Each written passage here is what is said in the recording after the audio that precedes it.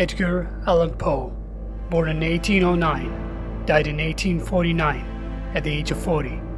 He was an American author, poet, editor, and literary critic. Known for his tales of mystery and the macabre, he is the inventor of the detective fiction genre and a contributor to science fiction. He was the first known American writer to make a living out of writing alone, which explains his financially difficult life and career. Orphaned young after his mother's death, his father led the family. Poe left the university due to lack of money, then joined the army. He failed as an officer's cadet and started publishing with an anonymous collection of poems at the age of 18. He worked for journals as a critic, then married his 13-year-old cousin at the age of 26, and 10 years later published The Raven. One might say that The Raven was cursed, because 2 years later his wife died, and he died after her in 2 years for unknown reasons. What's frightening is that The Raven tells a similar story to that of Poe's, the story of a man who mourns the death of his beloved.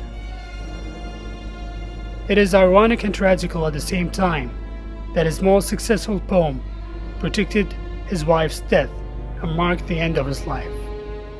It follows a narrator who sits in his empty house in a cold night in December, reading forgotten lore to forget his lost beloved, Lenore. A rapping at his chamber door excites his soul to burning. When he goes to investigate, a raven flies into his chamber. He's amused by the raven and demands it to tell him his name. The raven's answer is nevermore. It surprised him that it can't talk. He remarks to himself that his friend will fly out of his life, just as other friends have flown before. Nevermore, said the raven.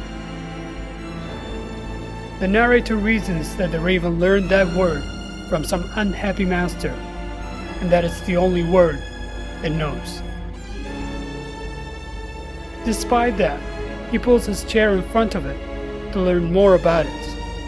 He recalls his lost Lenore and thinks he feels the presence of angels. Confused by the association of the raven with angels, he becomes angry and calls the raven a thing of evil and a prophet. He asks the raven if he will be reunited with Lenore in heaven. He responds with nevermore. He shrieks and demands it to leave. The raven still is sitting. His final admission is that his soul is trapped beneath the raven's shadow and shall be lifted nevermore. The narrator begins weak and weary, becomes regretful and grief-stricken, before passing into a frenzy and finally madness. He is reading forgotten lore, which may be about black magic, since December is associated with the forces of darkness. The use of the raven, the devil bird, and the narrator's belief that it's a messenger from the afterlife emphasized the devil image. Poe says he chose this topic because the death of a beautiful woman is unquestionably the most poetical topic in the world. He also said the raven is meant to symbolize mournful and never-ending remembrance. Perhaps he might be pleased now to know that all who admire him are mournful ravens with never-ending remembrance of him.